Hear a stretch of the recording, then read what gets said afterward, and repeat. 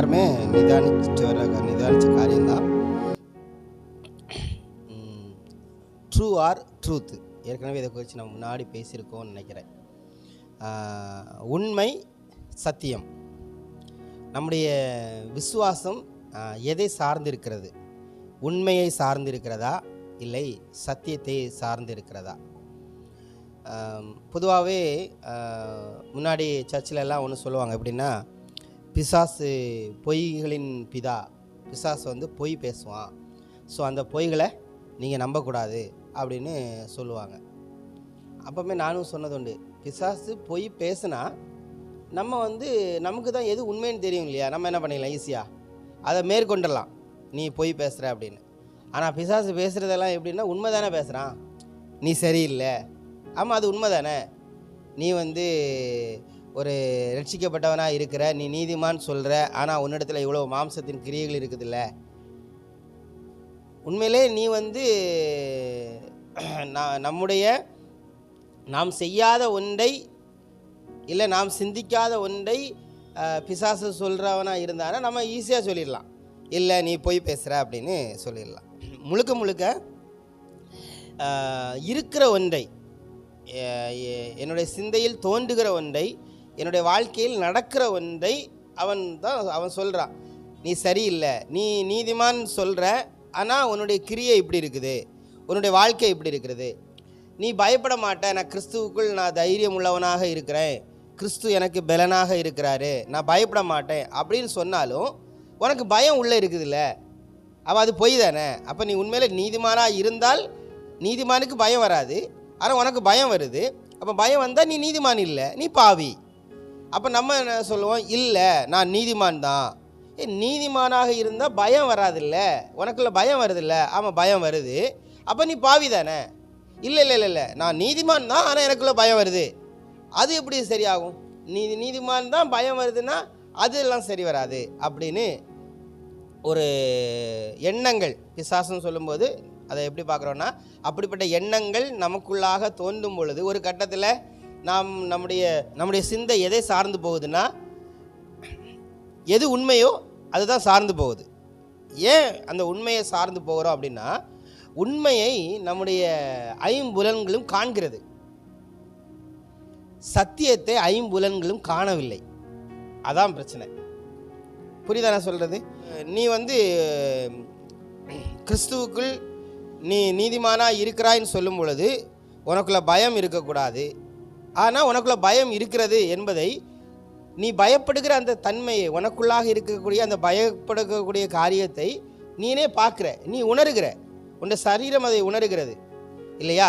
உன்னை குறித்து உன்னுடைய தவறுகளை மற்றவர்கள் சொல்லும்போது அதை உன்னுடைய காதுகள் கேட்கிறது, உன்னுடைய கண்கள் காண்கிறது. ஸோ உன்னுடைய ஐம்புலன்களும் அந்த உண்மையை பார்க்கறதுனால அதை ஈஸியாக என்ன பண்ணுறோம், ஒரு ஆத்துமா நம்புது. ஆனால் சத்தியம் அப்படி கிடையாது, அது ஆவிக்குரியதாக இருக்கிறது, அது மாம்ச கண்களால் காண முடியாது. அது ஆவிக்குரியதாக இருக்கிறதுனால அதை கண்டு இல்லைன்னா அதை தரிசித்து நாம் நடக்க முடியாது. அதை எப்படி தான் செய்யணும்னா, சத்தியத்தை என்ன பண்ணணும், விசுவாசிக்க மட்டும்தான் முடியுமே தவிர அதை காண முடியாது. ஸோ விசுவாசம் என்கிற ஒரு ஏரியா வந்து என்னுடைய ஐம்புலன்களுக்கும் அப்பாற்பட்டு எனக்குள்ளாக செயல்படுகிற ஒரு தன்மை விசுவாசங்கிறது. கர்த்தர் எனக்கு அற்புதம் செய்வார் பிரதர், நான் விசுவாசிக்கிறேன், ஒரு காரியம் நடக்கணும்னு நான் எதிர்பார்த்துட்டு இருக்கிறேன், நிச்சயமாக அது நடக்கும் என்பதை நான் விசுவாசிக்கிறேன் அப்படின்னு கிறிஸ்தவர்கள் சொல்லும் பொழுது, அவர்கள் விசுவாசிக்கிறேன், விசுவாச அறிக்கை செய்கிறேன் என்று சொல்லுகிறதெல்லாம் எதை சார்ந்து இருக்குதுன்னா, இந்த சரீரம் சம்பந்தப்பட்டு, இந்த உலகம் சம்பந்தப்பட்டு, இந்த மாம்சம் சம்பந்தப்பட்டு ஏதோ ஒன்றை சார்ந்து தான் இருக்குது, அப்படி தானே? ஸோ அங்கே வந்து நான் எதிர்பார்க்கிற, நான் எண்ணிக்கொண்டிருக்கிற ஒரு காரியம் எனக்கு நடக்கும், இதுவரை எனக்கு நடக்கலை, ஆனால் நடக்கும், அதை நடத்தக்கூடிய வல்லமை கடவுளுக்கு இருக்குது, அதை நான் விசுவாசிக்கிறேன் அப்படி சொல்லும்போது அவன் வாழ்க்கையில் அது நடக்கும் பொழுது நான் விசுவாசித்தது நடந்தது என்று அவன் நினைக்கிறான். ஒருவேளை நடக்கலைன்னா நான் விசுவாசித்தது சரியாக விசுவாசிக்கவில்லை என்று நினைக்கிறான். ஸோ அவனோட வாழ்க்கை வந்து ஒரு பேலன்ஸ்டான ஒரு லைஃபாக இல்லாமல் எப்போவுமே ஒரு ஏற்றத்தாழ்வு மாதிரி, ஒரு டைம் பார்க்கும்போது உற்சாகமாக இருப்பான், இன்னொரு டைம் பார்க்கும்போது சோர்ந்து போயிருப்பான். ஒரு டைம் பார்க்கும் பொழுது ரொம்ப நம்பிக்கையாக விசுவாசம் உள்ளவனாக பேசுவான். இன்னொரு டைம் பார்க்கும்போது நம்பிக்கையாக விசுவாசமான வார்த்தைகள் அவனிடத்தில் வராது. அப்படியே வந்தாலும் கூட அது செயற்கைத்தனமாக தான் இருக்கும். ஏன்னா நான் யார், நான் வந்து ஆவிக்குரியவன், நான் கிறிஸ்தவன், அதனால நான் இப்படி தான் பேசணும். இந்த துன்பமான நேரத்தில் சிலவங்க பார்த்தீங்கன்னா உங்களுக்கு நல்லாவே தெரியும், ரொம்ப கஷ்டத்தில் இருப்பாங்க. அது அவங்க உணர்வாங்க, அந்த கஷ்டம் இருக்கிறத உணர்வாங்க. அவங்களுக்குள்ள அந்த புலம்பலும் அழுகையும் எங்கே தான் இருக்கும், அவங்களுக்குள்ளே இருக்கும். ஆனால் அதை வெளியில் காட்டாமல் நான் கிறிஸ்துக்குள்ளே எப்படி இருக்கிறேன், தைரியமாக இருக்கிறேன், சந்தோஷமாக இருக்கிறேன், பாரு எனக்கு நான் எந்த கவலையும் இல்லை என்று வெளியில் அதை காட்ட முயற்சி செய்வாங்க. ஆனால் அவங்களுக்கே தெரியும் நம்ம என்ன பண்ணுறோம், ஒரு போலியான வாழ்க்கை தான் வாழ்கிறோங்கிறது அவங்களுக்கே தெரியும். ஆனால் வெளியில் அவர்கள் செய்கிறதான இந்த செயற்கைத்தனமான காரியங்களை மற்றவங்க பார்க்கும்போது இம்ப்ரெஸ் ஆவாங்க. பாரு அவ்வளோ கஷ்டத்துலேயும் எவ்வளோ என்ன ஒரு வாழ்க்கை வாழ்கிறாங்க, எப்படி கொடுக்குறாங்க, எப்படி விசுவாசமாக பேசுகிறாங்கன்னு வெளியில் இருக்கிறவங்க பார்த்தாலும், ஏன்னா அவங்களும் எப்படி தான் பார்க்குறாங்க, ஆவியில் பார்க்கல, மாம்சம் பிரகாரமாக இந்த ஐம்புலங்கள் மூலமாக பார்க்குறதுனால ஆமாம் ரொம்ப ஹாப்பியாக இருக்கிறாங்க, சந்தோஷமாக இருக்கிறாங்க அப்படின்னு சொல்லி விட்டுருவாங்களே தவிர, ஒருவனுடைய உள்ளான ஆத்மாவில் தெரியும் அவன் உண்மையிலே விசுவாசம் உள்ளவனாக இருக்கிறானா, உண்மையிலே இளைப்பாறுதலாக இருக்கிறானா, உண்மையிலே அவன் வந்து கிறிஸ்துவுக்குள்ள ஒரு உறுதியான வாழ்க்கை வாழ்கிறானா என்று ஒவ்வொரு ஆத்மாவுக்கு தான் தெரியுமே அன்றி மற்றவங்களுக்கு அது தெரியாது. நம்முடைய லைஃப்லையும் அதுதான். என்னென்னா, எதை நாம் விசுவாசிக்கிறோம், உண்மையை விசுவாசிக்கிறோமா, சத்தியத்தை விசுவாசிக்கிறோமா? பழைய ஏற்பாட்டில் கூட ஒரு சம்பவம் வரும். இது எப்படின்னா, கானான் தேசத்தை நான் தர்றேன் அப்படின்னு கர்த்தர் சொல்லியிருப்பார் மோசேட்ட. அப்புறம் மோசே அதை ஜோஷுவாவுக்கு சொல்லியிருப்பார். அந்த தேசத்துக்குள்ளே போகிறதுக்கு முன்னாடி இவங்க போய் வேவு பார்க்க போவாங்க. ஒரு 12 பேர் போவாங்க, கோத்திரத்துக்கு ஒரு ஆளாக வச்சு 12 கோத்திரத்துலேயும் 12 பேர் போவாங்க. போகிறதுல 10 பேர் என்ன சொல்லுவாங்கன்னா, அந்த கானான் தேசத்தில் இருக்கிறவங்க ராட்சதர்கள் இருக்கிறாங்க, பெரிய பலசாலிகள் இருக்கிறாங்க, அவங்க வந்து அவங்களுக்கு முன்னாலெல்லாம் நம்ம சண்டை போட்டு ஜெயிக்க முடியாது, அவங்க பார்வைக்கு நாம் எப்படி இருக்கிறோம், கிளிகளை போல் இருக்கிறோம், அவங்க நம்மளை தூக்கி சாப்பிட்ருவாங்க அப்படின்னு அந்த 10 பேர் சொல்லுவாங்க. அது ஃபேக்ட்டு, அதான் உண்மை, அப்படி தானே உண்மை. ஏன்னா அவங்க பார்வைக்கு, அவங்க மாம்ச கண்களின் பார்வைக்கு அந்த கானான் தேசத்தில் இருக்கிறவங்க அப்படி தான் இருக்கிறாங்க, அதில் மாற்று கருத்தே இல்லை. ஆனால் காலேபும் ஜோஷுவாவும் என்ன சொல்லுவாங்கன்னா, இல்லை நாம் அந்த தேசத்தை எளிதாக ஜெயிக்கலாம். இந்த வார்த்தை எனக்கு மறக்காது, ஏன்னா இது நான் அதிகமாக பேசியிருக்கிறேன், முன்னாடி வேறொரு பார்வையில் இருந்து பேசியிருக்கிறேன். எளிதாக ஜெயிக்கலாம் அப்படின்னு யார் சொல்லுவார்னா, காலேபும் ஜோஷுவாவும் சொல்லுவாப்பில், எளிதாக ஜெயிக்கலாம். எப்படி அந்த 10 பேரும் ஒரே ஐக்கியத்தில் உள்ளவங்க தான், ஆனால் 10 பேர் வேறு மாதிரி சொல்கிறாங்க, ஆனால் இவங்க 2 பேரும் வேறு மாதிரி சொல்கிறாங்க. அந்த 10 பேரும் எதை சொல்லுகிறார்கள் என்றால், அவங்களுடைய கண்கள் காண்கிறது, காதுகள் கேட்கிறது, அவர்கள் உணர்கிறதை வைத்து ஐம்புலன்கள் மூலமாக உண்டாகிற செய்தியை அவர்கள் விசுவாசித்து அவங்க அதை சொல்கிறாங்க. அதுதான் உண்மை, அவங்க ஃபேக்டை சொல்கிறாங்க, உண்மை நிலையை சொல்கிறாங்க. ஆனால் காலேபும் ஜோஷுவாவும் எதை சொல்கிறாங்கன்னா, அவர்களுக்கு ஏற்கனவே தேவன் கொடுத்த வாக்குத்தத்தத்தை அவங்க பிலீவ் பண்ணுறாங்க. தேவன் நமக்கு சொல்லியிருக்கிறார், இந்த தேசத்தை நமக்கு தருவேன்னு சொல்லியிருக்கிறாரு, அந்த வாக்குத்தத்தத்தின் வழியாக அவங்க பார்க்குறாங்க. அந்த வாக்குத்தத்தம் தான் சத்தியம். ஒரு எடுத்துக்காட்டுக்காக தான் இந்த ஏரியாவை அந்த ஒரு ஏரியாவை மட்டும் நான் மென்ஷன் பண்ணுறேன். ஸோ அவர்களுக்குள்ளாக சொல்லப்பட்ட அந்த வார்த்தையின்படி அவங்க பார்க்குறாங்க. ஸோ வார்த்தை ஒன்றாக இருக்கிறது, ஆனால் சூழ்நிலை வேறு மாதிரி இருக்குது. சத்தியம் ஒன்றாக இருக்கிறது, உண்மை வேறு மாதிரி இருக்குது. எதை நாம் நம்புகிறோம் அதுதான் மேட்ரு. அவ்வளோ சீக்கிரத்தில் எல்லாரும் நாங்கள் நம்புகிறோம், சத்தியத்தை விசுவாசிக்கிறோம் சொன்னாலும், நம்முடைய அன்றாடம் வாழ்க்கையில் நான் எதை நம்பிக்கொண்டிருக்கிறேன் என்பது நம்முடைய வாழ்க்கையின் அனுபவத்தில் நமக்கே தெரியும். நான் உண்மையே நம்புகிறேனா, நான் சத்தியத்தை நம்புகிறேனே என்று எனக்கு தெரியும். இதை கேட்குற உங்களுக்கும் தெரியும். நான் வேணால் சொல்லிக்கலாம், எப்படி இதுதான் சத்தியம், இதை நான் அறிந்திருக்கிறேன், இதை நான் விசுவாசிக்கிறேன், இதன்படியாக வாழ்கிறேன் என்று எனக்கு நானே சொல்லி கொண்டாலும், உண்மையாகவே என்னுடைய ஆத்துமா எதை நம்புகிறது என்பது எனக்கு என்னுடைய வாழ்க்கையில் தெரியும். உண்மையிலே எனக்கு தெரியாமல் இருக்கும் பொழுது சில சூழ்நிலைகளை வந்து அப்படியே படம் பிடிச்சி காட்டும், கண்ணாடி மாதிரி. அதுதான் என்ன சொல்கிறோன்னா, கிறிஸ்தவர்களோ இல்லை உலக மக்களோ சொல்கிற உபத்திரவங்கள். ஆவிக்குரியனுக்கு அது கிடையாது. ஆனால் அவர்கள் சொல்லுகிற அந்த உபத்திரவங்கள் ஆவிக்குரியனுடைய வாழ்க்கையில் வரும்பொழுது அது அவனுக்கு காட்டுகிறது, நீ யார், எப்படிப்பட்ட தன்மையில் நீ இருக்கிற என்பது அவனுக்கு காட்டுது. இன்னொரு சம்பவம் கூட இருக்குது. எப்படின்னா, இஸ்ரவேல் ஜனங்கள் வந்து பாலைவனத்தில் இருக்கும் பொழுது கொள்ளுவாய் சர்ப்பங்கள் எல்லாம் அவங்கள வந்து கடிக்கும். கடித்த உடனே மோசே வந்து ஒரு வெண்கல சர்ப்பத்தை உண்டு பண்ணி அதை நீங்கள் நோக்கி பாருங்கள், யாரெல்லாம் அதை நோக்கி பார்க்குறாங்களோ அவங்க பிழைப்பாங்க அப்படின்னு மோசே சொல்லுவாப்பில். இதை கூட நீங்கள் புதிய ஏற்பாட்டில் கூட ஒரு வசனத்தில் பார்க்கலாம். இயேசு கிறிஸ்துவ ஒப்புமைப்படுத்தி பேசியிருப்பாங்க. அந்த வெண்கல சர்ப்பம் பாலைவனத்தில் உயர்த்தப்பட்டது போல் இயேசு கிறிஸ்து உயர்த்தப்பட்டிருக்கிறாரு. ஸோ இயேசுவை நோக்கி பார்த்தவர்கள், அங்கே பழைய ஏற்பாட்டில் வெண்கல சர்ப்பம் என்கிற அந்த சிலையை, அந்த சுரூபத்தை நோக்கி பார்த்தவர்கள் பிழைத்தார்கள். இங்கே இயேசுவை நோக்கி பார்க்கிறவர்கள் பிழைப்பார்கள் என்கிற கருத்தில் பேசுவாங்க. நீங்கள் அந்த ஒரு சூழ்நிலையை உங்கள் மைண்டில் கொண்டு வாங்க.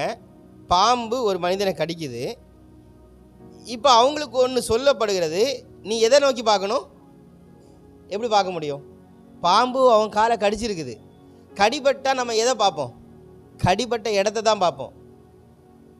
அதுதான் தோணும். நீ என்னுடைய ஐம்புலன்களும் அதை தான் கடிப்பட்ட இடத்தை தான் பார்க்க தோணும். அந்த கடிப்பட்ட இடத்திற்கு ஏதாவது ஃபஸ்ட் எய்ட் பண்ணணும், முதலுதவி பண்ணணும், இல்லைன்னா அதுக்கு வேறு மருந்து கொடுக்கணும், இல்லை டாக்டரை பார்க்கணும், ஏதோ ஒன்று செய்யணும். எதுவுமே இல்லையா, டாக்டர் இல்லை, இது இல்லைன்னா என்னை நானே பாதுகாத்து கொள்வதற்கு ஏதோ கயிறை வச்சு கட்டணுமா, இல்லைன்னா நான் ஏதாவது என்னை பாதுகாத்து கொள்வதற்கு, தற்காத்து கொள்வதற்கு ஏதாவது செய்யணுமா அப்படின்னு தான் என்னுடைய சிந்தை யோசித்து அதை தான் பார்க்கும், கடிப்பட்ட இடத்த தான் பார்க்கும். ஆனால் அங்கே வேற ஒன்று சொல்லுது, நீ கடிப்பட்ட இடத்த பார்க்காத, நீ வெண்கல சர்ப்பத்தை நோக்கி பாரு. அதே மாதிரி தான் உண்மை நிலை, நம்முடைய வாழ்க்கையில் உண்மை நிலை என்று ஒன்று இருக்குது, உண்மைதான். ஆனால் அதை நீங்கள் நோக்கி பார்க்குறீங்களா, இல்லை சத்தியம் என்று ஒன்று உங்களுக்கு சொல்லப்பட்டிருக்கிறது, சத்தியம் என்று ஒன்று இருக்கிறது. சத்தியம்னு என்னது? எல்லாவற்றிலும் இருக்கக்கூடிய ஒரு மெய்ப்பொருள், இல்லைன்னா உள்ளபடியான ஒரு காரியம். நம்முடைய வாழ்க்கையில் ஒருவேளை நீங்கள் பிரச்சனைன்னு சொல்லலாம். பிரச்சனை என்று, உபத்திரவம் என்று, பாடுகள் என்று, துன்பங்கள் என்று நீங்கள் ஒன்றை நம்புகிறீர்கள், அதுதான் உண்மை. ஆனால் அதே பிரச்சனை, பாடுகள், துன்பம், உபத்திரவம் இதை எல்லாவற்றையும் சத்தியம் என்று சொல்லுகிறது இல்லையா? ஸோ நீங்கள் உங்கள் வாழ்க்கையில் வருகிற ஒவ்வொரு காரியத்தையும் உண்மையின் அடிப்படையில் பார்க்குறீங்களா, சத்தியத்தின் அடிப்படையில் பார்க்குறீங்களா? அது அவ்வளோ எளிது கிடையாது. உண்மையிலிருந்து நம்முடைய பார்வை சத்தியத்துக்கு நேராக மாறுவது அவ்வளோ எளிது கிடையாது. அதுதான் இன்னைக்கு பெரும் பிரச்சனையாகவே நமக்கு நிறைய பேருக்கு இருக்குது. ஏன்னா எந்த ஒரு கட்டத்திலையும், ஒரு கட்டத்தில் சத்தியத்தை சரியாக அறிஞ்சிருக்கிறோம், பேசுகிறோம் என்கிற ஒரு நிலையில் எல்லாம் கற்றுக்கொண்டு ஒரு கட்டத்தில் வந்துட்டு ஒரு இடத்துல போய் ஸ்டக்காகி நிற்குது. எப்படின்னா ஃபேக்ட்னு ஒன்று இருக்குது, ஃபேக்டை பாருங்கள். ஒரு சிறு குழந்தை இருக்குது, அது இப்படி நடந்து போகுது, ஒரு இடத்துல கீழே விழுந்து எந்திரிச்சு நடக்கும்பொழுது அந்த ஏரியாவில் அது ஒன்று கற்றுக்கொள்ளுது. அப்படி தானே? இந்த இடத்துல நம்ம கவனமாக இருக்கும்.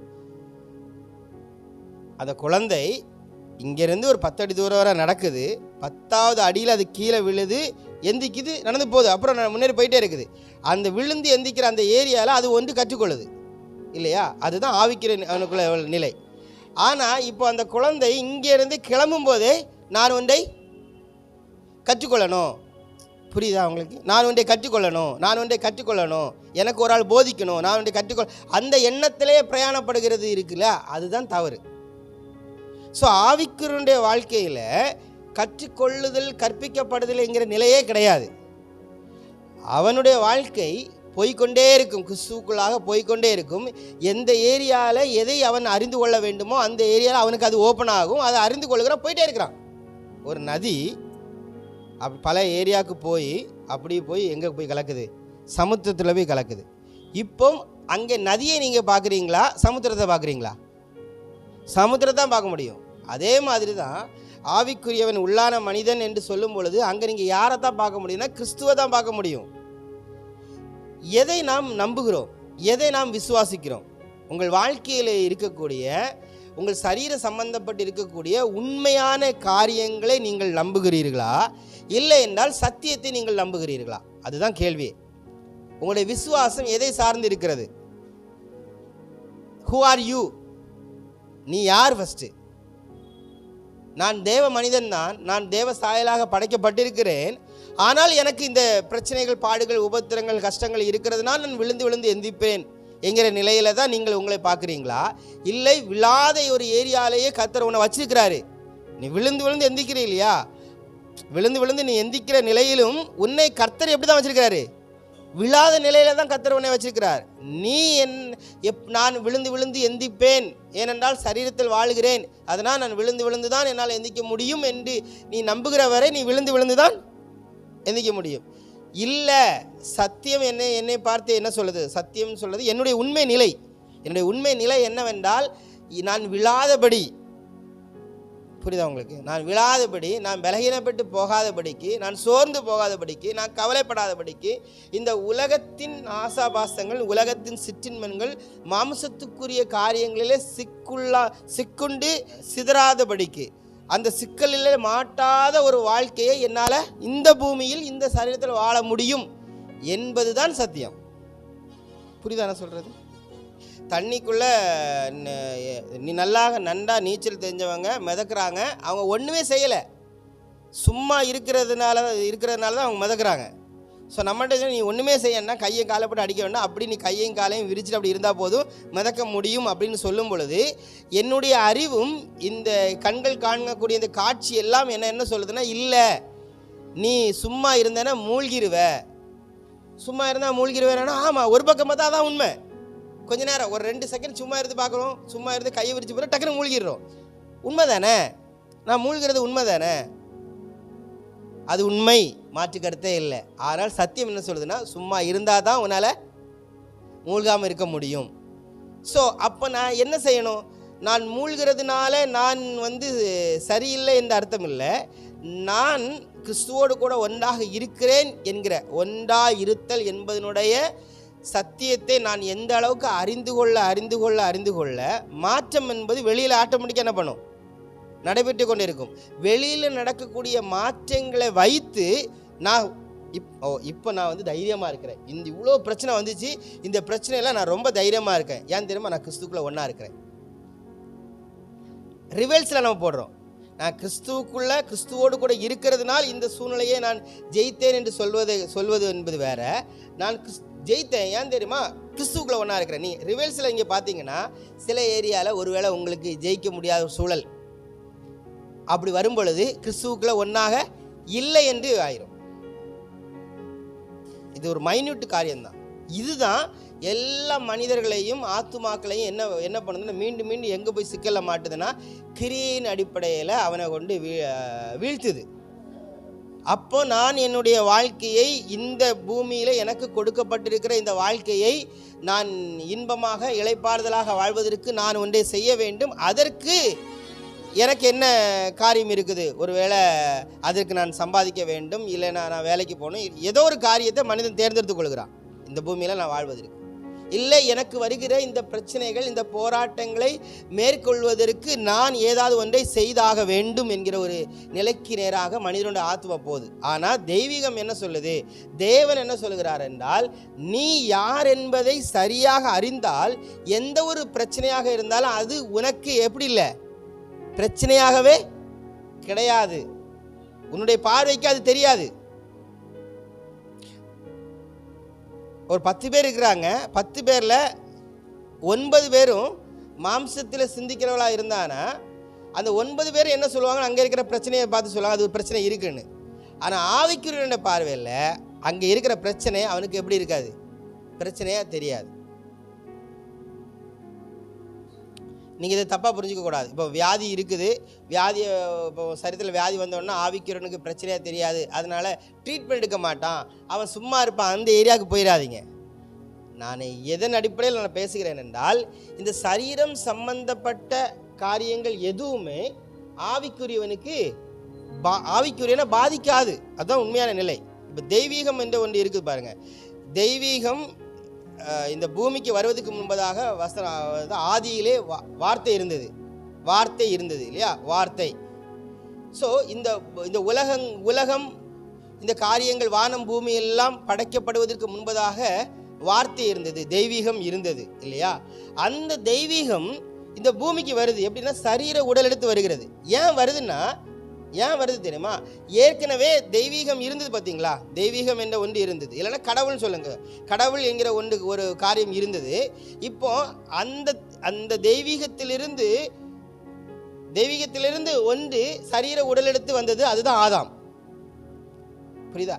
அந்த ஆதாம் சரீரம் சம்பந்தப்பட்டு மாம்சத்துக்கு இடம் கொடுத்து மாம்ச சிந்தைக்கு அவன் போனதுனால, நான் சொல்றது புரியுதா? மாம்ச சிந்தைக்கு போனதுனால அந்த தெய்வீகமாக இருந்த தேவ சாயலாக இருந்த ஆதாம் எப்படி இந்த பூமியில் தேவ சாயலை வெளிப்படுத்தி வாழ வேண்டுமோ அப்படி வெளிப்படுத்த அவனால் முடியல. ஏன்னா அவன் எதை சார்ந்து போயிட்டான்? மாம்சத்தை சார்ந்து போயிட்டான். இப்போ அவன் நிறைய முயற்சிகள் பண்ணுகிறான். எல்லா முயற்சியும் தோல்வி அடையும் பொழுது ஒரு கட்டத்தில் என்ன ஆயிடுதுன்னா, எப்படி ஒரு தெய்வீகம் சரீர உடலெடுத்து ஆதாமாக வந்ததோ அதே போல தெய்வீகம் மீண்டும் சரீர உடலெடுத்து இரண்டாம் ஆதாமாக வருகிறது. வந்து என்ன சொல்லுதுன்னா, நீ சொல்லுகிற இந்த மாம்ச உலகத்தில் மாம்ச பிரகாரமான பிரச்சனைகள், போராட்டங்கள், துன்பங்கள், இன்பங்கள், அற்புதம் இது எல்லாம் நடந்தாலும் அந்த தெய்வீக நிலையில் இருக்கக்கூடிய அந்த ஆவிக்குரியவன் எப்படி இருப்பான் என்பதை ஒரு டெமோவாக காமிக்குது. புரியுதா? ஏற்கனவே நிறைய பீஸுகள் இருக்குது. செத்த நிலையில், மரித்த நிலையில், அந்த தெய்வீக மரித்த நிலையில் மக்கள் இருக்கிறாங்க. இப்போ அவங்களுக்கு முன்னாடி ஆதியிலே வார்த்தை இருந்தது, அந்த வார்த்தை தேவனிடத்தில் இருந்ததுன்னு இருக்குல்ல, தேவனாக இருந்தது. அந்த வார்த்தை மாம்சமாகி, இப்போ அந்த தெய்வீக மாம்சமாகி வந்து சொல்லுது என்னன்னா, எந்த சூழ்நிலையிலும் உன்னால் மனரம்யமாக, இளைப்பாறுதலாக, சமாதானமாக, இயல்பு தன்மையில் உன்னால் வாழ முடியும்.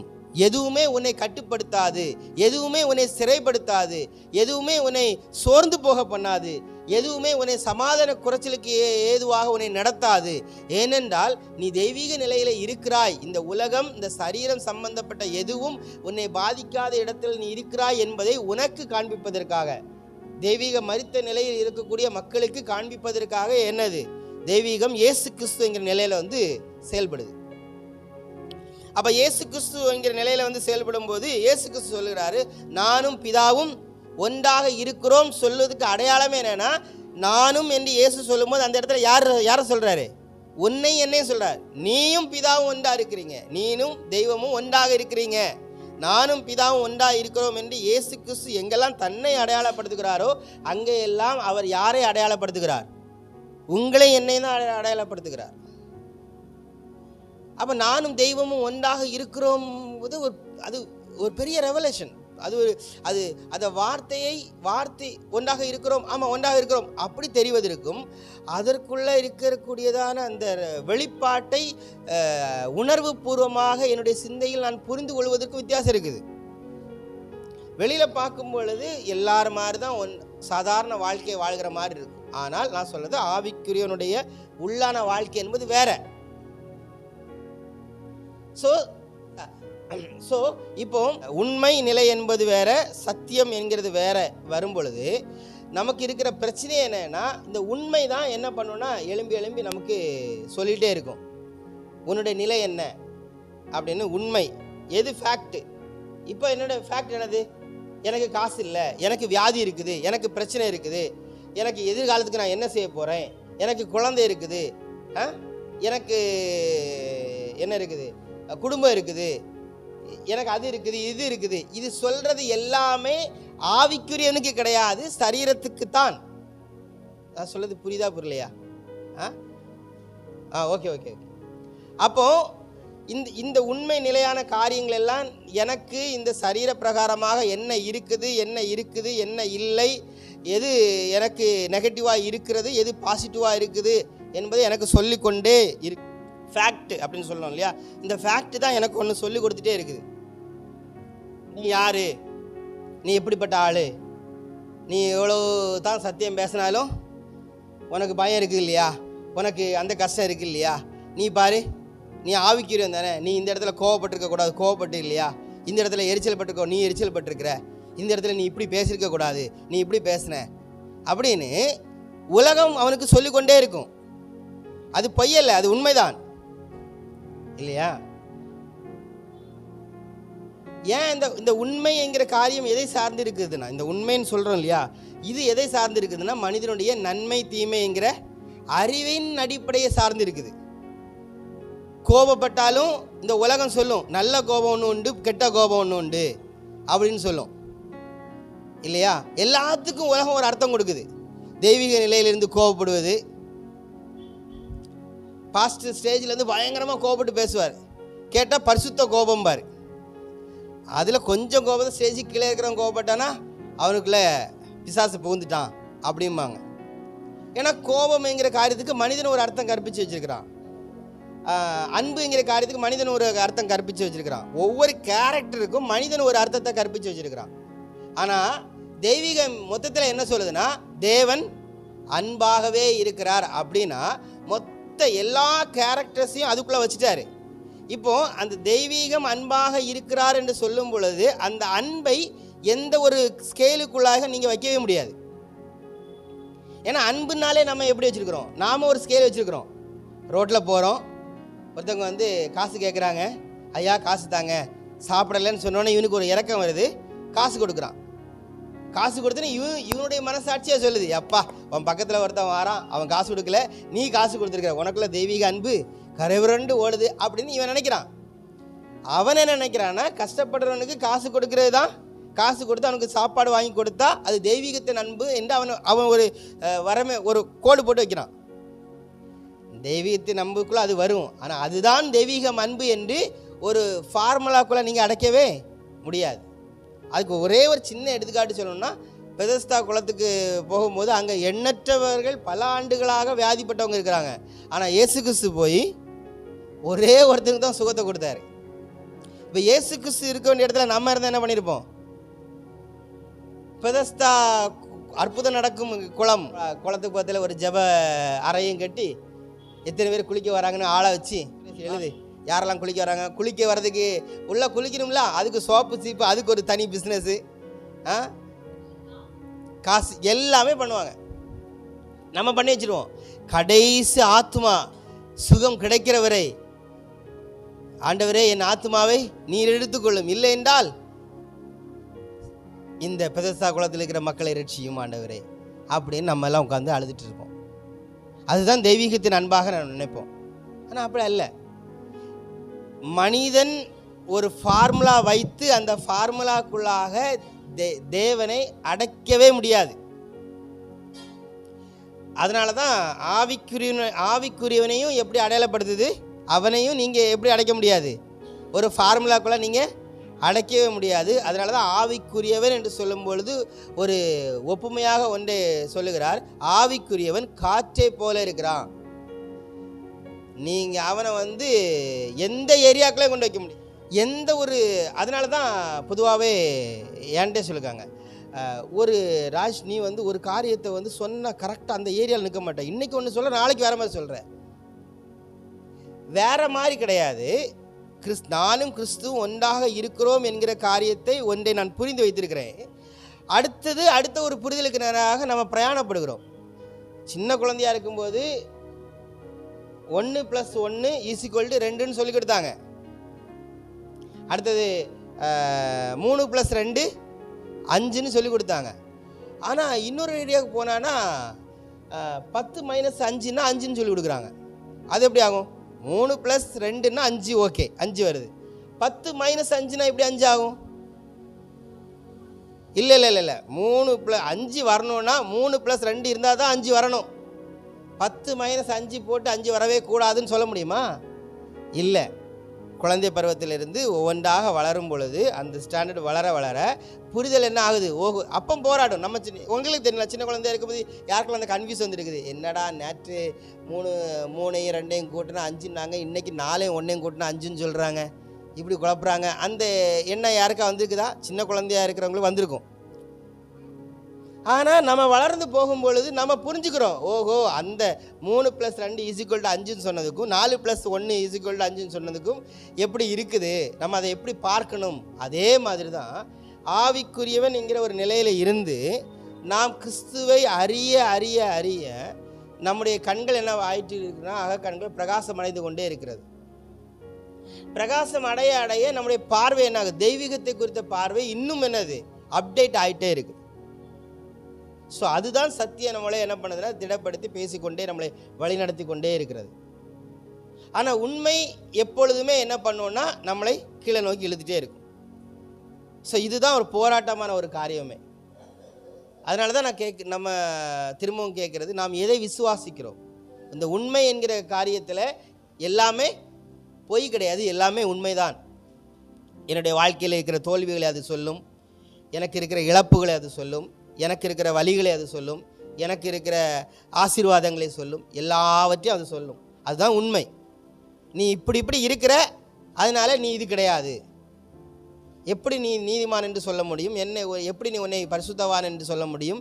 எப்படி நீ கிறிஸ்துவோடு ஒன்றாக இருக்கிறாய் என்று சொல்ல முடியும்? ஏன் இயேசு கிறிஸ்து ஒன்றாக இருக்கிற இயேசு கிறிஸ்து என்னெல்லாம் செஞ்சார், அதை நீ செய்ய வேண்டாம்? இயேசு கிறிஸ்து செஞ்சார். தெய்வீகம் அந்த நிலையிலிருந்து ஒன்றை செய்ய வேண்டும் என்று அதற்கு ஒரு நோக்கம் கொடுக்கப்பட்டு அந்த தெய்வீகம் சரீர உடலெடுத்து வந்து ஒன்றை செய்தது. அதை செய்யும்படியாக நான் அழைக்கப்படவில்லை. தெய்வீகமாக இருக்கக்கூடிய நான் இந்த சரீரத்திலிருந்து எதை செய்ய வேண்டுமோ அதை நான் செய்யணும். இது எனக்கு புரியுதா நான் சொல்றது? புரியலையா? ஆதியிலே வார்த்தை இருந்தது, ஆதியிலே தேவன் இருந்தார், தெய்வீகம் இருந்தது. அந்த தெய்வீகம் சரீர உடலெடுத்து இயேசு கிறிஸ்து என்கிற நிலையில் இந்த பூமியில் வந்து எதை செய்ய வேண்டும் என்று அந்த தெய்வீகத்துக்கு கொடுக்கப்பட்டிருந்ததோ அதை செய்தது. இன்னொரு தெய்வீகமாக இருக்கக்கூடிய நான் அதை காப்பி பேஸ்ட் பண்ண வேண்டிய அவசியம் கிடையாது. அதை காப்பி பேஸ்ட் பண்ண வேண்டிய அவசியம் கிடையாது. ஆனால் தெய்வீகம் எப்படி செயல்படும் என்பது அது எனக்கு சொல்லிக் கொடுக்குது. புரியுதா உங்களுக்கு? தெய்வீகம் எப்படி செயல்படும், ஒரு 4 பேர் தப்பாக சொன்னால் அது எப்படி செயல்படும், ஒருத்தரை சுகமாக்கணும்னா எப்படி செயல்படும், ஒருத்தருக்கு பதில் கொடுக்கணும்னா ஒரு கொஸ்டின் கேட்குறான்னா அதுக்கு பதில் கொடுக்கணும்னா எப்படி செயல்படும் அப்படின்னு ஒரு டெமோவாக காட்டுது. ஆனால் நான் அதை பார்த்து காப்பி பேஸ்ட் பண்ணக்கூடாது. காப்பி பேஸ்ட் பண்ணேன்னா எனக்கு எல்லாமே ஃப்ளாப் ஆயிரும். எனக்கு கொடுக்கப்பட்டிருக்கிற நிலை என்பது வேற. ஒவ்வொருவருமே தெய்வீக நிலையில் இருக்கிறோம். நாம் ஒவ்வொருவரும் சரீரத்திலே அனுப்பப்பட்டு இந்த இடத்துல வந்து இருக்கிறோம் இல்லையா, வாழ்கிறோம் இல்லை இந்த பூமியில். ஒவ்வொன்றுக்கும் ஒரு நோக்கம் உண்டு. அந்த தெய்வீக நிலையை தான் அது செய்யணுமே தவிர ஒருத்தருடைய இதை காப்பி பேஸ்ட் பண்ணி வாழக்கூடிய நிலையே கொடுக்கப்படலை. இதை எல்லாத்தையும் சரியாக அறிந்து கொள்ளக்கூடியது தான் சத்தியத்தை அறிவீர்கள், சத்தியம் உங்களை விடுதலையாக்கும் அப்படின்னு சொல்கிறோம். ஸோ நீங்கள் உங்கள் லைஃப்லேயும் சரி, உங்களுடைய அன்றாட பிரயாணங்களிலும் சரி, எல்லா சூழ்நிலைகளிலும் உங்கள் சிந்தையில் ஒன்றை நீங்கள் வைத்திருக்கணும். எதை நீங்கள் விசுவாசிக்கிறீங்க? ட்ரூ ஆர் ட்ரூத், அதான் முக்கியம். சத்தியம் இல்லை என்றால் ட்ரூத்து, இல்லைன்னா தெய்வீகம். நீ எந்த நிலையில் இருந்தாலும், ஒருவேளை நீ பாவத்தின் படுகொலியில் இருந்தாலும் உன்னை அது எப்படி பார்க்கணும்னா, என்னை போல் ஒருவன். தெய்வீகம் எப்படி பார்க்குது? என்னை போல் ஒருவன் அங்கே இருக்கிறான், ஆனால் என்னை போல அவன் இருக்கிறான், நானும் இருக்கிறேன் என்பது அது அறியாமல் இருக்குது, உணராமல் இருக்குது. ஸோ உணராத நிலையில் இருக்கிற அந்த ஆத்மாவுக்கு அந்த தெய்வீகம் வந்து என்ன சொல்லுதுன்னா, நீ யாராக இருக்கிறாய், நீ எப்படிப்பட்டவனாக இருக்கிறாய், எப்படிப்பட்டவனாக உன்னை கடவுள் வைத்திருக்கிறார் என்கிறத தான் திரும்ப அதை தான் சொல்லி கொடுத்துட்டே இருக்கும். இல்லை எனக்கு கஷ்டம் இருக்குது, எனக்கு வேதனை இருக்குது, எனக்கு போராட்டங்கள் இருக்கிறது, எனக்கு அவமானங்கள் இருக்கிறது, எனக்கு நெருக்கடிகள் இருக்கிறது. ஆம், அது உண்மை. ஆனால் தெய்வீகம் திரும்பவும் சொல்லும், நீ யாராக இருக்கிறாய். மீண்டும் மீண்டும் கடைசி வரை உங்களுக்கு தெய்வீகம் சொல்லக்கூடிய ஒரே காரியம் என்னவென்றால், நீங்கள் யார், ஹூ ஆர் யூ, நீ யாராக இருக்கிறாய், அதைத்தான் திரும்ப சொல்லும். ஏனென்றால் நீ யாராக இருக்கிறாய் என்பதை சரியாக அறிந்தாலே உங்களுக்கு தெய்வத்தை குறித்து சரியாக அறிந்து கொள்ள முடியும். சரியாக கிறிஸ்துவை குறித்து, தெய்வீகத்தை குறித்து சரியாக அறிந்து கொள்ளுகிற அந்த அறிவு தான் உங்களுக்கு இளைப்பாறுதலே. இல்லை என்றால் அந்த இளைப்பாறுதலுக்காக நான் என்ன பண்ணணும்? செயல்பட்டு கொண்டே இருக்கணும். என்னுடைய இளைப்பாறுதலுக்காக நான் யாரையாக ஒருத்தர் என்ன பண்ணணும்? சார்ந்து கொண்டே இருக்கணும். எனக்கு நண்பர்கள் இல்லாமல் என்னால் இளைப்பாறுதலாக இருக்க முடியாது, மனைவி இல்லாமல் என்னால் இளைப்பாறுதலாக இருக்க முடியாது, கணவன் இல்லாமல் இளைப்பாறுதலாக இருக்க முடியாது, பிள்ளைகள் இல்லாமல் என்னால் சமாதானமாக இருக்க முடியாது, இல்லையா? செல்போன் இல்லாமல் என்னால் இளைப்பாறுதலாக இருக்க முடியாது. ஆனால் சத்தியம் அப்படி சொல்லலை நம்மளை. உங்களுடைய இளைப்பாறுதல் என்பது குறிப்பிட்ட நபரையோ, குறிப்பிட்ட சூழ்நிலையையோ, குறிப்பிட்ட செயல்களையோ, கிரியைகளையோ சார்ந்து கிடையாது. இளைப்பாறுதலே நீதான்ப்பா, நீதான் இளைப்பாறுதலே. நீ எப்படி இளைப்பாறுதலை தேட முடியும்? ஆனால் மனிதன் என்ன பண்ணுறான்னா, இல்லையே நான் இளைப்பாறுதலாக இருந்தால் இந்த நேரம் நான் கேட்க சிரிச்சிட்டுலாம் இருக்கணும், எனக்கு ரொம்ப நான் ரொம்ப சங்கடப்பட யோசிக்க பாருங்க. இந்த அந்த ஆத்மா இருக்கு, இந்த மனுஷ அறிவு இருக்கு பார்த்தீங்களா, ஐயோ.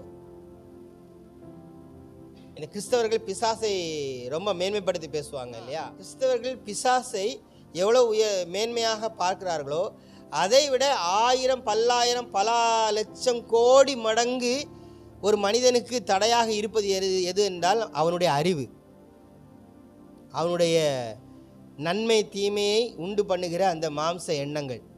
அதுதான் இன்னும் உங்களுக்கு கிளியராக சொல்லணும்னா அந்த எண்ணங்கள் தான் பிசாசே. அந்த அறிவு அவனை திரும்ப திரும்ப என்ன சொல்லுதுன்னா பாருங்களேன். அதனால தான் கடவுளே முதல்ல மனிதனுக்கே என்ன சொல்கிறாருன்னா, நீ எப்போ ராச நல்லா இருப்ப, நீ வந்து நன்மை தீமை அறிவுக்குள்ள நீ போயிடாதடா, அதை சாப்பிட்றாத. ஏன்னு சொல்லனா, நீ ஜீவன் எது என்று சரியான வெளிச்சத்தில் நீ இருந்தேன்னா இருந்து கொண்டு அங்கே போகிறது மேட்டரே கிடையாது. எது நன்மை எது தீமைன்னு பிரித்து பேஞ்சு அழகாக நீ போகலாம். நன்மை தீமைங்கிற அந்த அறிவு வந்து உனக்கு அவசியம் இல்லை என்றல்ல, உனக்குரியது தான். ஆனால் ஜீவனை நீ தெரிந்து கொள்ள வேண்டும், ஜீவனை சரியாக நீ புரிந்து கொள்ள வேண்டும், சத்தியத்தை சரியாக அறிந்து கொண்டு நீ விசுவாசிக்க வேண்டும். அந்த நிலையில் இல்லாமல் அதை நீ தெரிந்து கொள்ளும் போது அது உன்னை வாழ விடவே விடாது. நம்ம என்ன நினைக்கிறோம், நான் வாழ்ந்துட்டு இருக்கிறேன்னு நினைக்கிறோம். என்னை பார்க்கும்பொழுது எல்லாரும் என்ன சொல்லுவாங்க, எவ்வளோ சமாதானமாக இருக்கிறாங்க, அவனுக்கு என்னப்பா கஷ்டம், அவனுக்கு ஒன்றும் பிரச்சனை இல்லை, அவன் போகிறான் வாரான் இருக்கிறான், அவனுக்கு ஒன்றுமே பிரச்சனை இல்லை என்று உலக மக்கள் சொல்லுவாங்க. அதை பார்த்து நானும் என்னை என்ன பண்ணலாம், திருப்திப்படுத்தலாம். நான் சந்தோஷமாக இருக்கிறேன், நான் ஒன்றும் பிரச்சனை இல்லை, ஹாப்பியாக இருக்கிறேன், எனக்கு ஒன்றும் பிரச்சனை இல்லை அப்படின்னு சொல்லிக்கலாம். கிடையவே கிடையாது. ஏன்னா அறிவு என்பது எங்கே இருக்குது, எனக்குள்ளே இருக்கிறதுனால என்னை விட்டு அது வெளியில் போகவும் போகாது. பார்த்தீங்களா, அந்த அறிவு என்னை வாழ விடவே விடாது. அந்த அறிவு என்னை பார்த்து திரும்ப திரும்ப மரணம் வரை என்ன சொல்லி கொண்டு இருக்கும் என்றால், இல்லையே நீ இப்படி செஞ்சிருந்தா நல்லா இருந்திருக்கலாமே, இல்லையே நீ அப்படி செய்யாமல் இருந்தால் நல்லா இருந்திருக்கலாமே, இதை செய்யாதே என்று மரணம் வரை சொல்லி கொண்டே இருக்கும். அதுதான் பிரமாணம். அதான் நியாய பிரமாணமாக மனிதனுக்கு கொடுக்கப்பட்டுச்சு. எல்லாமே அவனுக்குள்ள பிரமாணம் வந்து எதை எழுதி ஒரு கற்பனையில் எழுதி கொடுக்கல. மோச எழுதி வாங்கினா இல்லையா, அது ஆல்ரெடி எங்கே இருக்குது, மனிதனுக்குள்ளாகவே இருக்குது அந்த பிரமாணம். அந்த பிரமாணம் அவனை வாழவே விடாது. சின்ன சின்ன காரியத்தை கூட அவனை வாழ விடாது.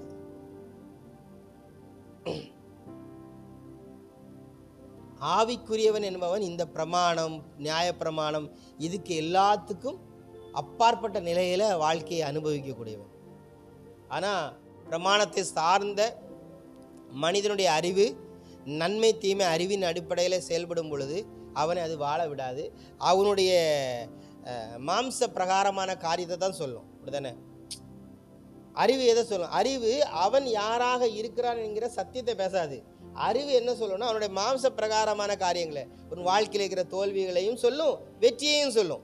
நீ ஜெயிச்சிட்ட எப்பா.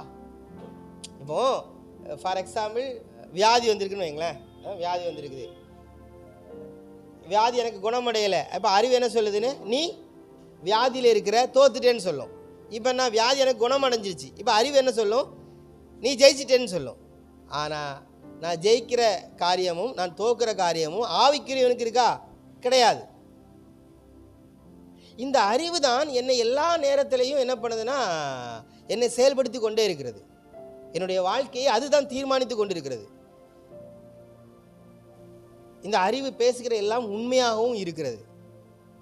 ஸோ எனக்குள்ளாகவே நான் போராடி என்ன ஆகுதுன்னா, ஆமாம்ல இந்த அறிவு இப்படி, ஆமாம்ல இதுதானே சரி, இப்படி பண்ணியிருக்கலாமே, அப்படி பண்ணியிருக்கலாமே, இப்படி பண்ணியிருக்கலாமே, இதையே இப்படி பண்ணியிருந்தால் நல்லா இருந்திருக்கும், அப்படி செஞ்சால் இன்னும் பெட்டராக இருந்திருக்கும், இதை இந்த நேரத்தில் செய்யாமல் இருந்தால் நம்ம இந்த இடத்துல தப்பிச்சிருக்கலாம், அந்த அந்த சம்திங் அந்த ஒரு காரியம் மட்டும் என் வாழ்க்கையில் நடக்கலைன்னா நான் எங்கேயோ போயிருப்பேன் அப்படின்னு. இப்போ ஃபார் எக்ஸாம்பிள் என் வாழ்க்கையில் ஒரு காரியம் நடக்குன்னு வைங்களேன், அது என்னுடைய வாழ்க்கையை டோட்டலாக சின்ன பின்னமாக்கிடுச்சு. இப்போ அறிவு என்ன சொல்லுது, அது மட்டும் உன் வாழ்க்கையில் நடக்காமல் இருந்திருந்துன்னா நீ எங்கேயோ போயிருப்ப. எங்கே போயிருப்ப? உண்மையிலே சொன்ன மாதிரி நான் எங்கேயோ ஒரு உலகத்தில் உயர்ந்த இடத்துல உன்னதமான ஒரு வேலையிலேயோ ஒரு நல்ல ஒரு இதில் இருந்திருப்பேன், அதுதான் உண்மை. ஆனால் உண்மையில சத்தியத்தை 2 பேரில் அந்த எங்கேயோ உலகம் எங்கேயோ போயிருப்பேன்னு சொல்லுது இல்லையா, அந்த இடம்தான் சத்தியம் சொல்லக்கூடிய உன்னதமா கேட்டால் இல்லவே இல்லை. சத்தியம் சொல்லக்கூடிய உன்னதம் என்பது சரீரத்தை சார்ந்து, சரீரம் ஏதோ உயர்ந்த இடத்துல இருக்கிறதை சார்ந்தல்ல, உன்னுடைய ஆவி நீ எப்படிப்பட்டவனாக இருக்கிறாய் என்பதை உனக்கு சொல்லுவதுதான் உன்னதமான இடம். புரியுதா என்ன சொல்றது?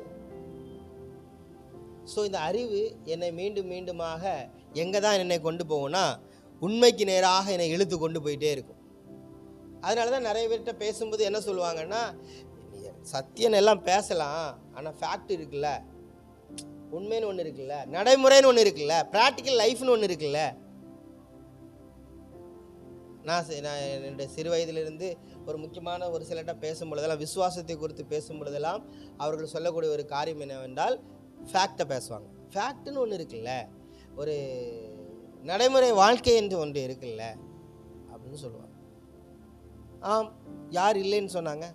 கண்டிப்பாக நடைமுறைன்னு ஒன்று இருக்குது, ஃபேக்ட்னு ஒன்று இருக்குது, உண்மை தன்மைன்னு இருக்குது.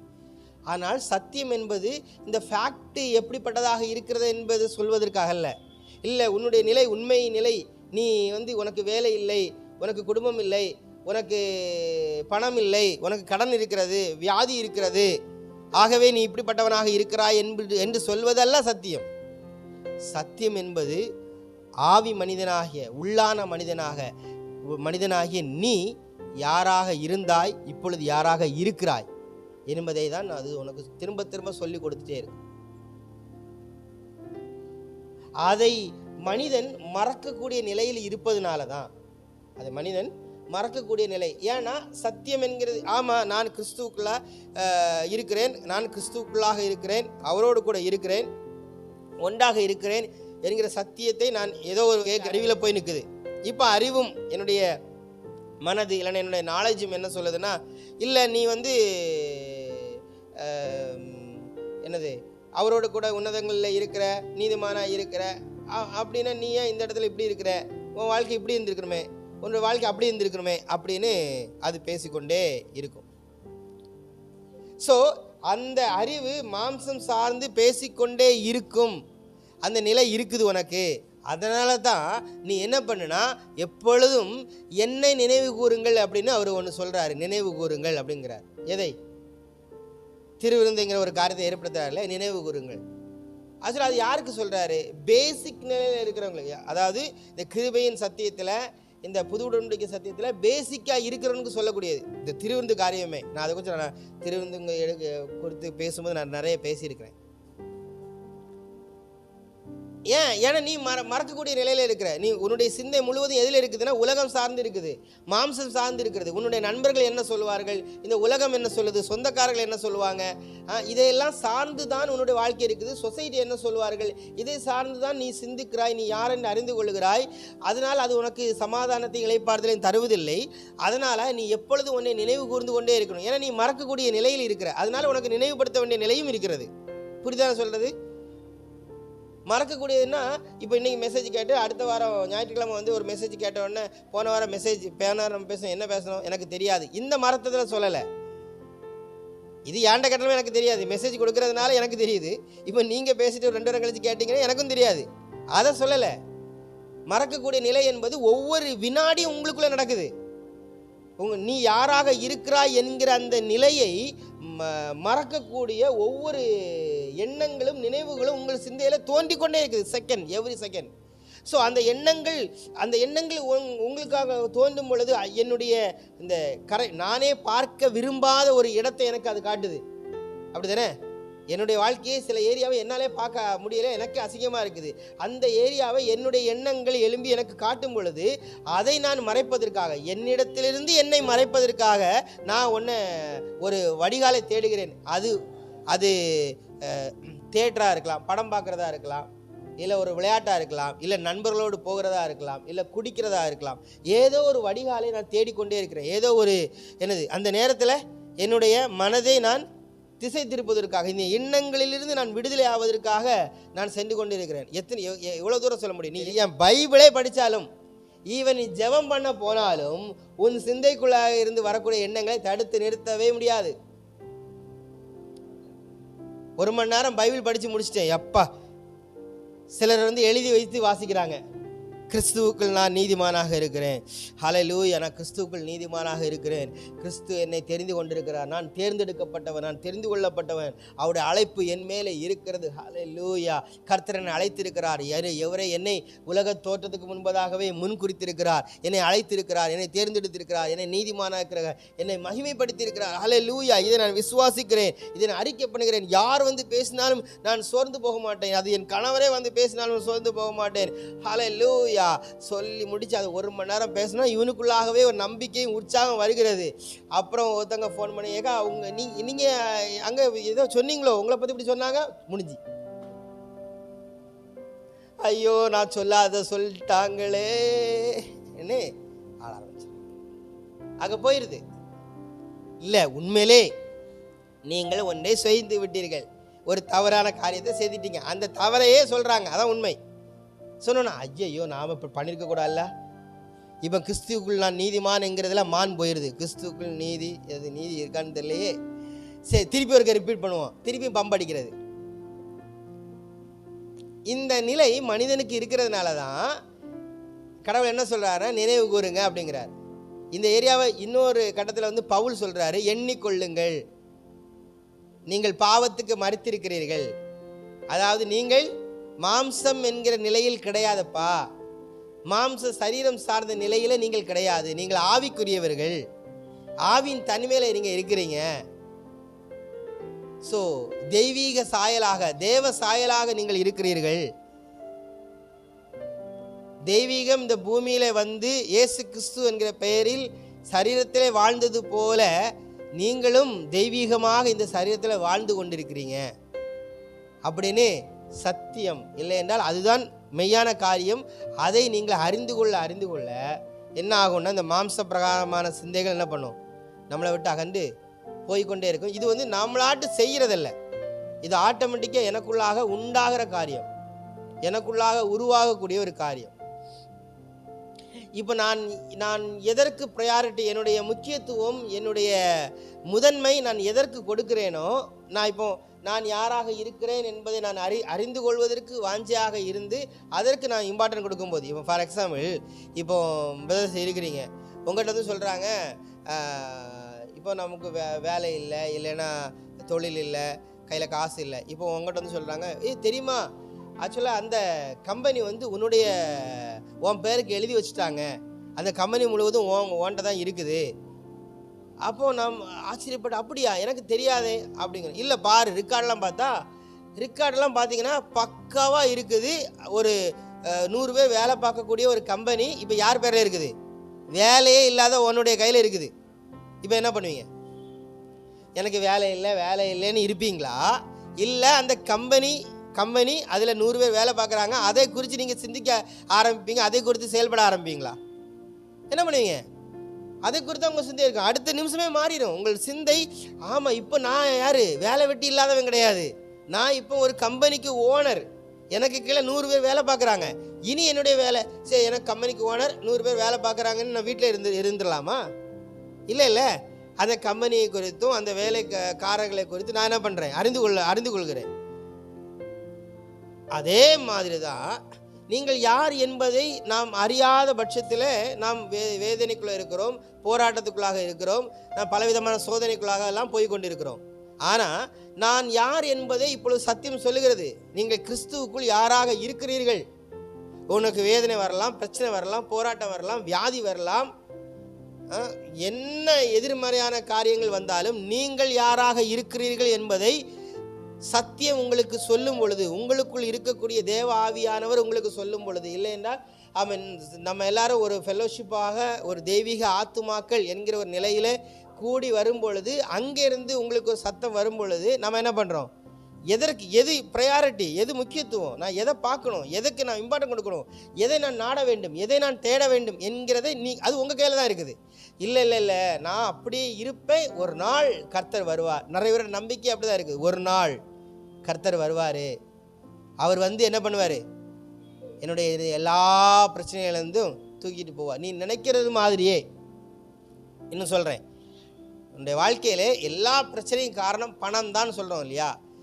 எனக்கு இப்போ மட்டும் ஒரு 1 கோடி ரூபாய் இருந்தால் இந்த பிரச்சனைலாம் மாறும்னு சொல்கிறீங்களா? நான் எழுதி தரேன், 1,00,00,000 ரூபா இல்லை 2,00,00,000 ரூபா உனக்கு தந்தாலும் உன்னுடைய பிரச்சனை என்று நீ சொல்லக்கூடியது மாறும்.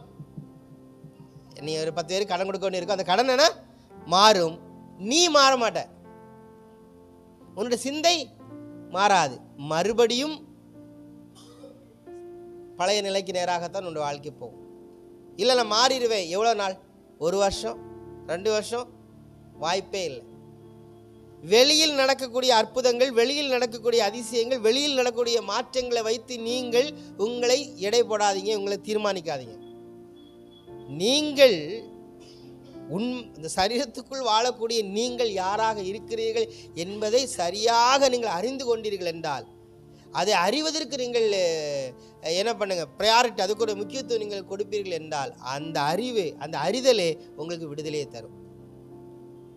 ஆனால் அறிய விடாதபடிக்கு உண்மை என்கிற ஒரு காரியம் என்ன பண்ணும், எழும்பி உங்கள்கிட்ட போராட்டிட்டே இருக்கும்.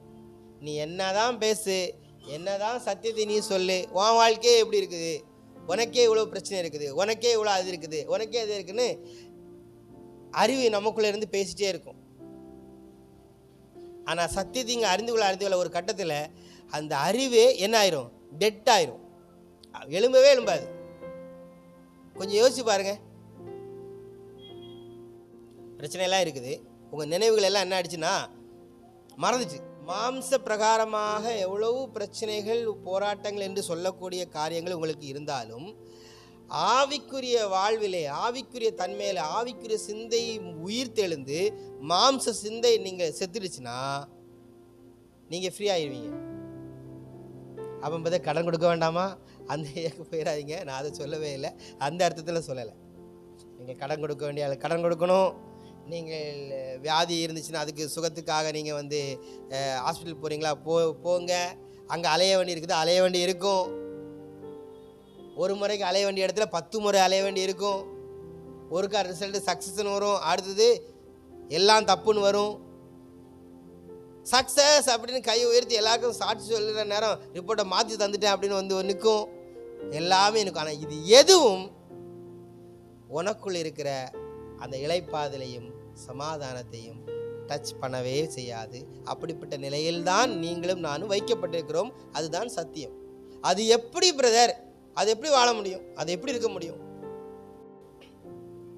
என்கிட்ட சமீபத்தில் எங்கள் வீட்டில் நடந்த ஒரு சம்பவம், ஒரு நெருக்கடியான சூழல். அந்த நேரத்தில் என்ன ஒருத்தவங்க கூப்பிட்றாங்க. நான் உடனே என்ன பண்ணேன், அங்கே போயிட்டேன். போனோன்னே அவங்களுக்கு ஒரு சின்ன உதவிக்காக போகும்போது நான் எனக்கு கொஞ்சம் அர்ஜென்ட்டு உடனே போகணும். அப்போ நான் சொன்னேன். அப்போ அவங்க சொன்னாங்க சரி. அப்போ அவங்களுக்கு ஒரு ஹெல்ப் அதை பண்ணி முடிச்சுட்டு அடுத்து ஒரு 2 நாள் கழித்து பேசும்போது, ஏன் அன்றைக்கி அவசரம் இல்லை, அன்றைக்கி வீட்டில் ஒரு முக்கியமான ஒரு காரியம் இருந்துச்சு, ஒரு நெகட்டிவான காரியம்னு வைங்களேன், அம்மாவுக்கு உடம்பு சரியில்லாத ஒரு காரியம் நினைக்கிறேன். அப்போ இருந்துச்சு, அந்த சூழலை தான் நான் வந்தேன். அப்போ இவ்வளோ பிரச்சனை வச்சுட்டு நீ நான் கூட்டணையாக வந்தேன்னா, இல்லை அது நான் பெருசாக இல்லை, எனக்கு கொஞ்சம் கேப் இருந்துச்சு, அதனால் நான் வந்தேன், நீங்கள் கூப்பிட்டீங்க, அதான் ஹெல்ப் இது வந்தேன் அப்படின்னு. அது எப்படி முடியும்? அப்போ நீங்கள் ஆமாம் பிரச்சனை தான், நான் அதை அப்படி பார்க்கல. சரி வந்துடுச்சு, வியாதி வந்துடுச்சு, நம்ம அதுக்குள்ளே ட்ரீட்மெண்ட் பண்ணுறோம், தேவைகள் இருக்குது. ஆனால் நான் அதை அப்படி தான் பார்க்குறேன் தவிர அதை ஒரு பிரச்சனை அப்படி இப்படின்னு பார்க்கல. அது எப்படி முடியும்? நீ நடிக்கிற, நீ என்னது நடிக்கிற, அப்படி தான் சொல்லுவாங்க. என்ன பண்ண முடியும்? அப்படி தான். ஆமாம், மாம்ச சிந்தையில் பார்க்கும்போது ஆமாம் அவன் நடிக்கிறானா இருக்கும். நல்லா பாரு, லைட்டை கண்ணு வேர்த்திருக்கான்னு பாரு, இல்லை கவலை வருதான்னு பாரு, சங்கடம் வருதான்னு பாரு, துக்கம் வருதான்னு பாரு. அப்படி தான் பார்க்க முயற்சி பண்ணுறாங்களே அன்றி, இல்லையே இப்படி ஒரு வாழ்க்கை இருக்குது, எனக்கு ரோல் மாடலாக ஒருத்தர் வாழ்ந்துட்டு போயிருக்கிறாரு, அது அந்த தெய்வீகத்தினுடைய பெயர் தான் இயேசு கிறிஸ்து.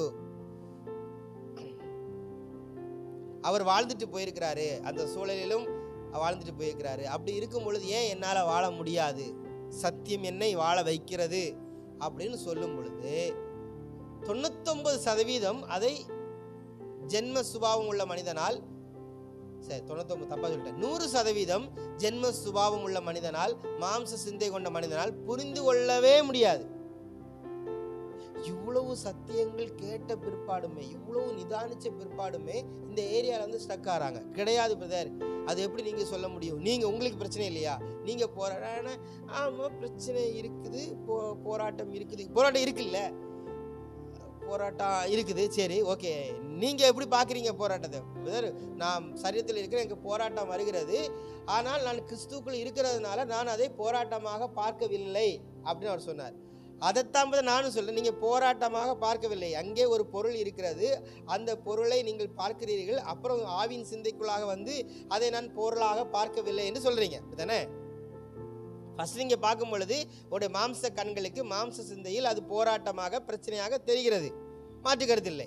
அப்புறம் நீங்கள் ஆவின் சிந்தைக்குள்ளே வந்த உடனே அது எனக்கு போராட்டம் இல்லை, அந்த போராட்டமே எனக்கு எப்படி இருக்குது, நல்ல போராட்டமாக இருக்குதுன்னு சொல்கிறீங்க. நான் அதை ஒருபடி மேலே போய் ஃபஸ்ட் நீங்கள் மாம்ச கண்ணில் பார்க்கும்போது போராட்டம் இருக்கிறது, ஆவின் கண்ணில் பார்க்கும்போது போராட்டம் இல்லைன்னு சொல்கிறீங்க இல்லையா?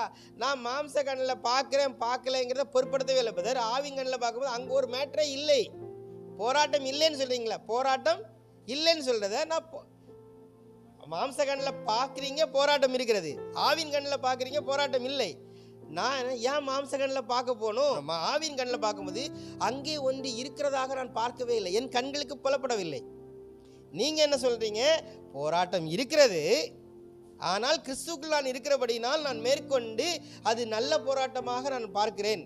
நான் அதை எப்படி சொல்கிறேன்னா, நான் போராட்டமாகவே பார்க்கலையே, அப்போ எப்படி நீங்கள் போராட்டம் எனக்கு இருக்குது என்று சொல்ல முடியும்? கடுகளவு விசுவாசம் உனக்கு இருந்தால் இந்த மலையை பேர்ந்து போ அப்படி சொன்னால் அது போய் விழுந்துடும். சத்தியத்தை சரியாக அறிய வேண்டிய பிரகாரம் சரியாய் அறிந்தீர்கள் என்றால், அறிவோம் என்றால், அந்த விசுவாசத்தின் வழியாக நீங்கள் பார்க்கும் பொழுது மலை போன்று நீங்கள் நினைக்கிற பிரச்சனை அங்கே இருக்கவே இருக்காது. மலையை பார்த்து பெயர்ந்து போன்னு சொன்னால் அது பெயர்ந்து போகுது இல்லையா? அப்படி என்ன அர்த்தம்? அங்கே மழை கிடையாதுன்னு அர்த்தம். அதே மாதிரி நீங்கள் விசுவாசத்தில் பார்க்கும் பொழுது நீங்கள் பிரச்சனை, எனக்கு பிரச்சனை இருக்கிறது, இந்த பிரச்சனையினால தான் என் வாழ்க்கை இப்படி இருக்கிறது, இந்த போராட்டம் என் வாழ்க்கையில் வந்ததுனால தான் நான் இப்படி இருக்கிறேன், இந்த நெகட்டிவான ஒரு காரியம் என் வாழ்க்கையில் நடந்ததுனால தான் நான் இப்படி இருக்கிறேன் என்று நீங்கள் சொல்கிறீங்க பார்த்தீங்களா? அது சத்தியத்தை சரியாக அறிந்தீர்கள் என்றால் அந்த நெகட்டிவ்ங்கிற காரியத்தை நீங்கள் பார்க்க மாட்டீங்க. நீங்கள் என்ன பண்ணுவீங்க? பிரயாணப்பட்டு போய்கொண்டே இருப்பீங்க. உங்களை எதுவும் தடுத்து நிறுத்த முடியாது. ஒரு நதி ஒரு இடத்துலேருந்து தோன்றி சமுத்திரத்துக்கு போகுது, இடையில அநேகர் கல்லை எடுத்து வீசுவாங்க, சாக்கடை அதில் சிலப்போ கலக்கும், தீமையான காரியங்கள் அதில் நடக்கும். சிலர்களை வந்து என்ன பண்ணுவாங்க, ஆர்த்தி எடுத்து வழிபடுவாங்க, நதியை வழிபடுவாங்க, எல்லாமே நடக்கும். ஆனால் நதி எதற்குமே சட்டம் செய்யாது. அது என்ன பண்ணும்? கல் எரிகிறதை பார்த்து அது சோர்ந்து போகவும் செய்யாது, அங்கே நின்று விடவும் செய்யாது. தீபாராதனை காட்டுவதை பார்த்து அது மகிழ்ந்து விடுவதும் கிடையாது. நதி போல ஓடிக்கொண்டு எங்கே போய் சேர வேண்டுமோ அங்கே போய் சேர்ந்து விடும். அதுபோல தான் நீங்களும் நானும். நீ ஒரு நதி, நானும் ஒரு நதி. நாம் போய்கொண்டே இருக்கிறேன். என் வாழ்க்கையில் கற்கள் வந்து விழும், தீபங்கள் வந்து என்னை ஏற்றுவார்கள், சாக்கடைகள் என் மேலே வந்து விழும். எது என்னை விழுந்தாலும் ஆவிக்குரியவனாகிய என்னை அது பாதிக்காது. நான் போய்கொண்டே இருப்பேன். என்னுடைய பிரயாணம் போய்கொண்டே இருப்பேங்கிறத நீங்கள் தவறு. இப்படி நான் இந்த ஏரியாவில் சொல்கிறேனே, இப்போ எங்கள் அம்மா இருக்கிறாங்க, எங்கள் அம்மா முழுமையாக அந்த சத்தியத்தை அறிஞ்சிருக்கிறாங்க. இப்போ அறிந்த நிலையில் இப்போ அவங்களுக்கு இப்படி ஆகிட்டு, இப்போ நீங்கள் சொல்கிற சத்தியத்தின்படி உங்கள் அம்மா எங்கே போய்கொண்டிருக்கிறாங்க? ஒரே இடத்துல தானே 3 மாதம் உட்காந்துருக்குறாங்க. போய்கொண்டே இருக்கிறேன்னு சொல்லி ஆவியின் காரியத்தை சொல்கிறேன். இப்போ எங்கள் அம்மா என்கிறதான அந்த ஆவி அப்படி இருக்குது. எப்படி இருக்குது? இருக்கிற பிரகாரமான நிலையில் அப்படி இருக்குது. கவலையும் இல்லை, சந்தோஷமும் இல்லை, துக்கமும் இல்லை, வேதனையும் இல்லை. வேதனை எல்லாம் ஏழை இருக்குது, சரீரத்தில் இருக்குது.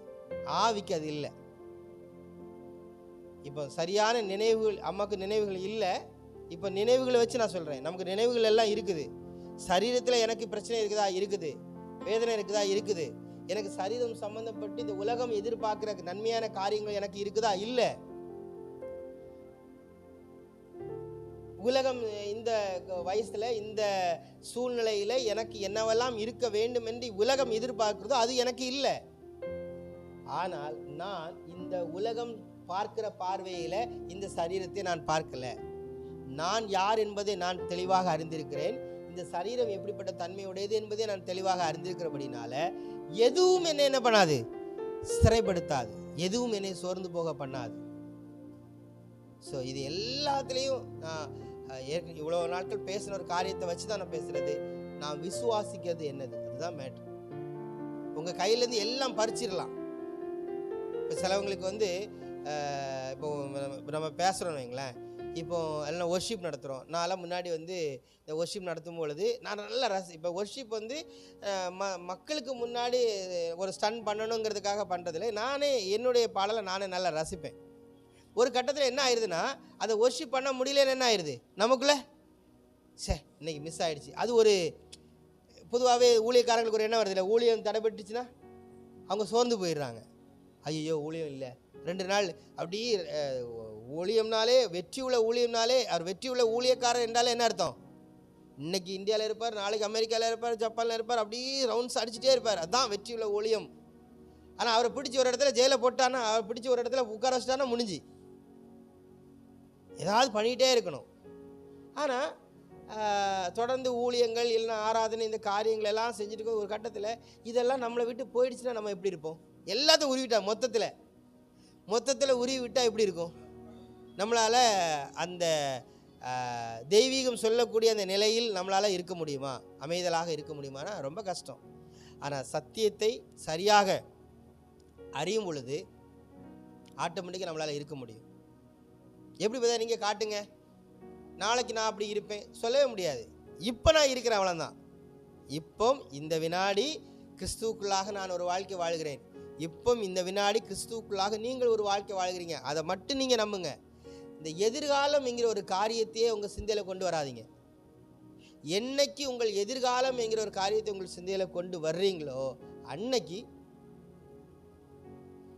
ஏன்னா ஆவிக்குரியவனுக்கு எதிர்காலம் என்கிறதே கிடையாது.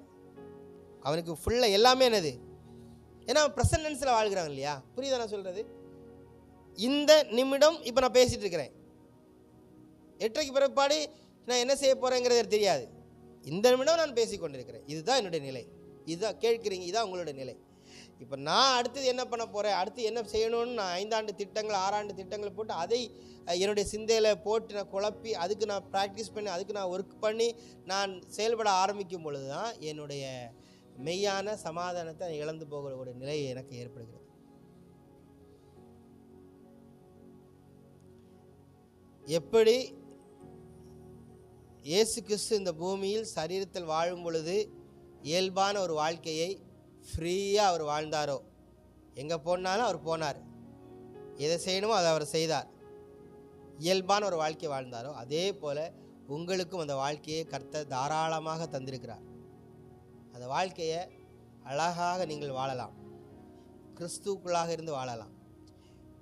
நான் இளைப்பாறுதலாக இருக்கிறேன், சந்தோஷமாக ரொம்ப ஹாப்பி, இப்போ ரொம்ப ஹாப்பியாக இருக்கிறேன் அப்படின்னா கூட அந்த ஹாப்பிங்கிற ஏரியாவை கூட நம்ம எதை வச்சு மென்ஷன் பண்ணுறோன்னா,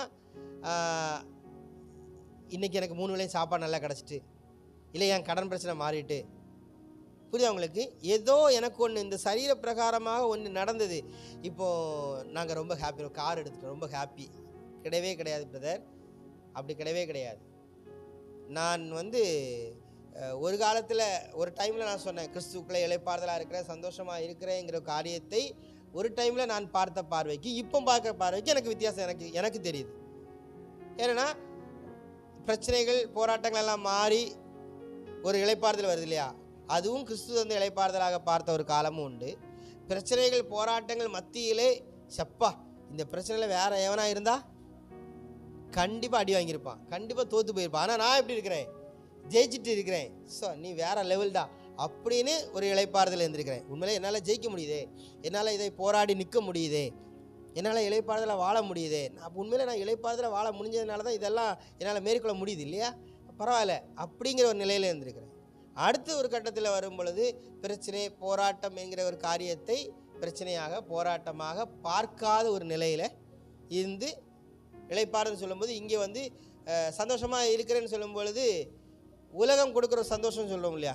எப்படி சொல்கிறது, எனக்கு தெரியல. அது அந்த சந்தோஷத்தை வச்சு சொல்லலை, அது ஒரு அப்படி ஒரு இருக்கிற பிரகாரமாகவே இருக்கிற ஒரு மனநிலை. இன்னும் சொல்ல போனால் இந்த கிறிஸ்துவுக்குள்ளான ஒரு வாழ்க்கை என்பது அருமையான ஒரு வாழ்க்கை. கிறிஸ்தவர்கள் வசனத்துக்கு விளக்கம் தேடியும் வசனத்துக்கு விளக்கம் கொடுத்தே இந்த வாழ்க்கையை என்ன பண்ணுறாங்க, இழந்து போயிடுறாங்க. ஆனால் நமக்கு அருமையான வாய்ப்பு கொடுக்கப்பட்டிருக்கிறது. நமக்கு இந்த பூமியில் இந்த சரீரத்தில் வாழ்வதனுடைய ஒரே ஒரு நோக்கம்தான் என்னென்னா, அந்த கிறிஸ்துவை என்ன பண்ணணும்? அறிந்து கொள்ளணும். ஒன்றாய் இருக்கிறோம் என்று சொன்ன அதற்குள்ளே இருக்கக்கூடியதான அந்த மகிமையான காரியங்களை எனக்கு இந்த சரீரத்தில் எவ்வளோ காலம் கொடுக்கப்பட்டிருக்கிறோம் அதுவரை நான் என்ன பண்ணுறேன்? அறிந்து கொண்டே இருப்பது தான் எனக்கு கொடுக்கப்பட்டிருக்கிற அழைப்பு. அவ்வளோதான். ஆனால் உண்மையிலே நமக்கு கொடுக்கப்பட்டிருக்கிற அழைப்பு என்னவென்றால், இந்த உலக சிந்தையிலே இருந்த நம்மளை நாம் அதிலிருந்து வேறு பிரிக்கப்பட்டு கிறிஸ்துக்குள்ளான சிந்தையில் வந்து கிறிஸ்துக்குள்ளான ஒரு வாழ்க்கையில் வாழ்ந்து அந்த கிறிஸ்துவை இன்னும் அறிய வேண்டிய பிரகாரமாக அறிந்து கொண்டு அவரை அனுபவித்து அந்த ஒன்றாக இருக்கிற தன்மையை இந்த பூமியில் வாழ்கிறோம். பார்த்தீங்களா? அதுதான் எனக்கு கொடுக்கப்பட்டிருக்கிற அழைப்பு. நாம் எல்லாரும் இப்போ சபையாக இருக்கிறோம். அந்த ஃபெலோஷிப்பில் அந்தந்த நேரத்தில் கர்த்தர் யாரை கொண்டு பேசணுமோ, எதை பேசணுமோ அது என்ன பண்ணும்?